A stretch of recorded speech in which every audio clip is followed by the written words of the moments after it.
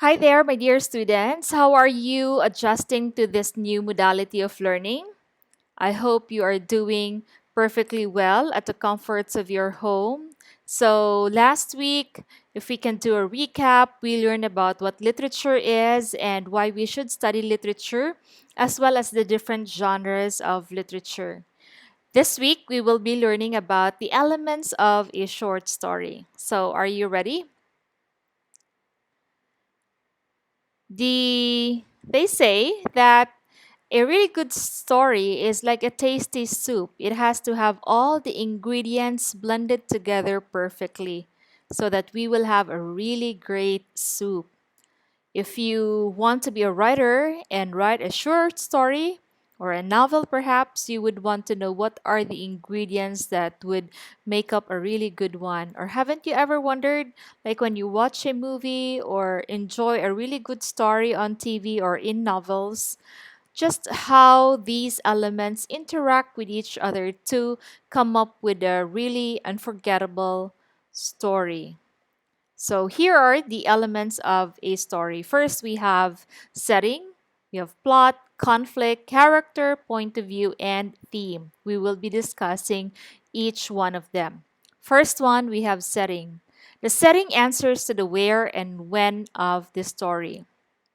So basically, the place and time of the story. So you can set your story almost anywhere. Would you want it to happen in the jungle? Would you want it to occur in space? Would you want your characters to live in the desert? Or would you want to set it in a city, in a really huge city? How about the time?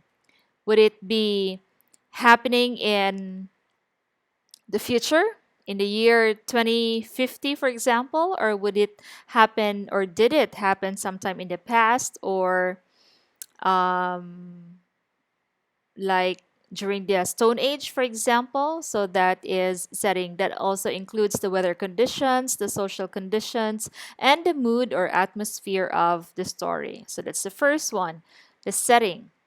Next would be the plot. The plot refers to the sequence of events in the story. There are five parts of the plot. First, we have the introduction. Here, this is where the characters and the setting of our story are introduced.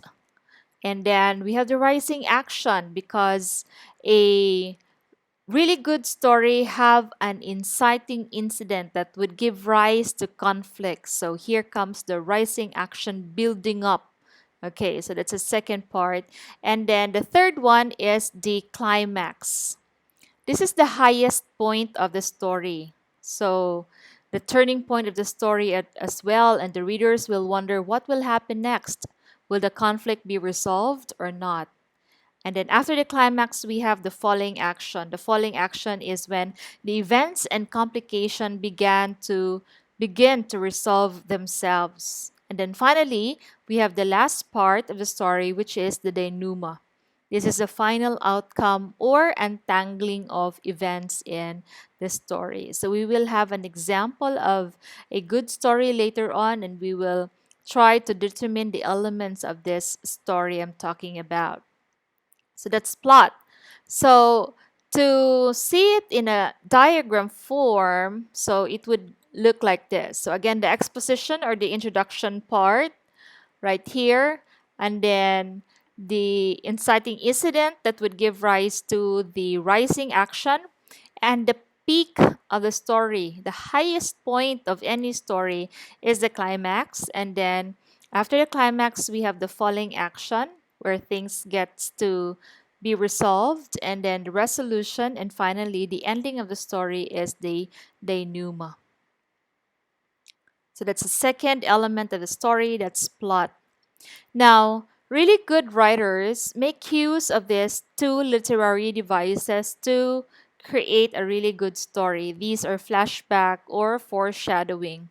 A flashback class is when the actions of the present are interrupted to go back to a scene or to an event that happened sometime in the past. So if you notice sometimes on TV, on a series that you're watching, um, there's a flashback of scenes that happened years before, and usually it's in sepia tone or in brownish or yellowish tone, so that it would be established that this event here is being shown happened sometime in the past. So that's flashback. Foreshadowing, on the other hand, is when the author provides hints or clues that will tell the reader what will happen next in the story. So, foreshadowing, sort of like a clue as to what will happen next in the story. The third element of the story is a conflict. The conflict refers to the opposition of forces in the story, because a good story class has to have some kind of a conflict. So these are like, this is what makes life beautiful. No? So, within a short story, there may be only one central struggle, or they may be one dominant struggle with many minor ones. So, there are two types of conflict. We have the external and the internal. The external struggle is like a struggle with a force outside of oneself, whereas an internal conflict class is a struggle within oneself. So, a person must make some decisions, overcome pain, or quiet their temper, or resist an urge, for example. So that's an internal kind of conflict. There are five kinds of conflict. We have first, man versus man. This is where one character fights with another character, like a duel between two characters, or a fist fight, okay, between two characters. So that's man versus man. Man versus circumstances is where the leading character struggles against fate or the circumstances of life facing him. Like, no matter what he does, fate would always lead him to this path. So that's man versus circumstances. Next is man versus society. This is where the characters struggle against ideas, practices, or customs of other people. Like, you may be exiled to a place where it's totally different from the one where you're used to. So you may be a city girl transported or exiled to the mountains where there is no running water, there's no electricity, there's no internet, none of the gadgets that you're used to back in the city. So it would be quite a struggle. And people in the city live differently than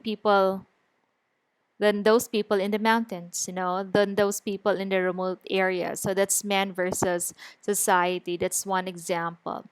Man versus himself, this is an internal kind of conflict, is where the character struggles with himself, his own soul, his ideas of right and wrong, or physical limitations or choices. There's one great story in Philippine literature. The title was Rise. This is an example of a man versus himself type of conflict, where the leading character struggles or is trying to decide whether to do what's good or whether to do what's bad. You see, he was a farmer, and one day he found himself unable to buy anything because he didn't have money. When he came home from the farm, the wife was crying, the children were crying because they don't have any food. The wife was asking, "Where's the rice?" But then this farmer said, "Okay, you wait right here. I'll go back and borrow some money." When he went to this rich owner of the farm, he didn't actually borrow the money, because he calculated that what he would borrow today would be like doubled in a week, or by the time that he would have money, he would be in debt because of too much interest on that money. Before going there, he was able to talk with some fellow farmers who were in a meeting. They were trying to come up with a scheme on how to hijack a truckload of palay going to the city that same night. And they invited him to join them, but at first he said no. He opted to again go to the rich owner of the farm and try to borrow money. But then he wasn't able to get that money, and when he came home, the children are still hungry. The wife is still looking for rice. And so, right there and then, he decided to join his friends in their plan to hijack the truckload of palay going to the city that night. So, it was like a decision of whether to do what's good or whether to join these friends to do something bad. But then he was left with no choice, right? It was either going with them or again the family dying of hunger. So that's an example of man versus himself type of conflict. And the last one is man versus nature. This is where the character struggles with nature, the forces of nature, like a typhoon, like a flash flood, or a landslide, or an earthquake, perhaps. So that's man versus nature. So those are the types of conflict. That's the third element of a story. The fourth one would be character. There are two meanings of the word characters. First, we have the person in a work of fiction, like one character is clearly central to the story with all the major events having some importance to this character, and he is that protagonist of the story. And the character who opposes the protagonist is the antagonist. So, protagonist, the bida, and the antagonist, the kontrabida of the story. Now, there are two meanings of the word character, the characteristics of a person, and yeah, in order for a story to seem real to the readers, its characters must seem real. So, characterization is the information the author gives the reader about the character themselves. So, the reader or the author may reveal a character in several ways. So, for example, his or her physical appearance. How does our character look? In novels, the author would really describe it in a way that you can just imagine how gorgeous this character is and how hunky this guy is and how they look great together. Second, what he or she says, thinks, feels, or dreams. So we get to know of the characterization of our character through this. The third one, what he or she does or does not do. And the fourth one, what others say about him or her in the story. So that is how characterization is revealed in the story. And okay, characters are round or dynamic or static. A round character class may means many-sided complex personalities. A dynamic one means many-sided personalities that change for better or worse by the end of the story. So a dynamic character is changing. Like you may be a Yaya at the start of the story and then you become the Mrs. Von Trapp at the end of the story, right? In the story of The Sound of Music, for example. While a static character have one or two characteristics that never change and that are emphasized. So, a static character, for example, may be that of a cruel stepmother who does not change character at all. So he is this cruel stepmother at the start of the story, and he is still that, or she is still that cruel stepmother at the end of the story. So that is a static character. Next, we have, okay, so that's the fourth element of the story. The fifth one would be point of view. So point of view or POV class is defined as the angle from which the story is told. So there are several types of point of view. First, we have the innocent eye, POV. The story is told through the eyes of a child. This is when a story is told by a child. Okay. And the second type of point of view is a stream of consciousness. So the story is told so that the reader feels as if they are inside the head of one character and knows all their thoughts and reactions. So remember that stream of consciousness. The third one is the first person POV. This is where the story is told by the protagonist or one of the characters who interacts closely with the protagonist or other characters. And it uses the pronouns I, we, or me, we. Okay, so those are first person pronouns. So you may read it like the story may go like, I went to the market yesterday. I saw an old friend of mine. We chatted for a while and then we bid goodbye. So that's an example of a first person point of view. The next one would be the third person. There are two types of third person point of view. We have the first one is the third person omniscient. So what's the difference between the third person omniscient and the third person limited?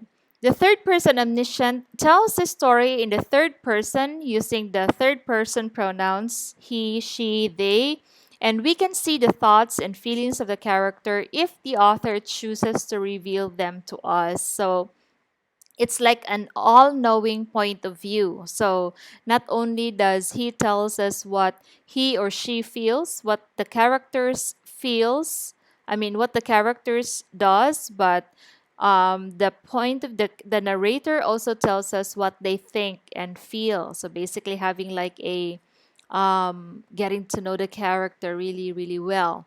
And the second one of third person, second type of third person POV is a third person limited. This is also known as the camera technique narrator. Limited because the narrator only tells us in third person pronouns he, she, or they. The narrator only tells us what the character does and what the character says, what it sees and what it hears. So that's the third person limited point of view. And the fifth one, fifth type of point of view is the second person. So the story is told to another character using the pronouns you and yours or your. It is often used in fiction writing, but is used in letters, speeches, and other forms of nonfiction as well. Okay, so again, we have the five types of point of view: the innocent eye, the stream of consciousness, the first person, the third person, and the second person point of view. And then finally, the sixth element of a story is the theme. The theme is the controlling idea or the central insight of a story. It is the author's underlying meaning or the main idea that he or she is trying to convey. It's the central message of the story. Okay, so let us now try to determine the elements of a short story using the story of Cinderella. Are you all familiar with Cinderella? Okay, first, what is the setting of Cinderella? So, usually, fairy tales would begin with once upon a time. So that's already a setting. It tells us of the setting of the story. Once upon a time, it means long, long time ago. Now, take note that writers don't really specify the time or the month or the date of their story. So they would just say once upon a time or in 2050, for example. So that's already the setting of our story. So, again, going back to Cinderella, the time and place of the story, the setting of our story. Again, once upon a time, long in a land ruled by a king and a queen, or in a faraway kingdom. So that's our setting. A long time ago in a faraway kingdom. Then we have the characters of Cinderella. So, who are the characters of Cinderella? So we have Cinderella, of course, the main character. The stepsisters, they are the antagonists of the story. The stepmother is the antagonist of the story as well. The fairy godmothers, and of course, we have our handsome prince, right? So Cinderella is the protagonist, and the antagonist, we have the stepsisters and their mother. So, what type of conflict occurs in the story of Cinderella? Can you guess? Is it man versus himself? Is it man versus nature, man versus circumstances, or man versus society? So we have here a picture of Cinderella and one of her stepsisters. The main conflict of the story is that of man versus man. So it's Cinderella against the evil stepmother and stepsisters. And then, what is the theme of the story? So, stated themes are directly presented in a story. So, a theme can be stated or implied, while implied themes must be inferred by considering all the elements of a story class and asking what message, what about life is conveyed. So the theme of Cinderella is implied. It's not really there. It would just end with say, and they live happily ever after. The reader can infer the message that if you are in a bad situation, you should do the best that you can. In the end, things will work out for you. So that's the theme, implied theme of the story of Cinderella.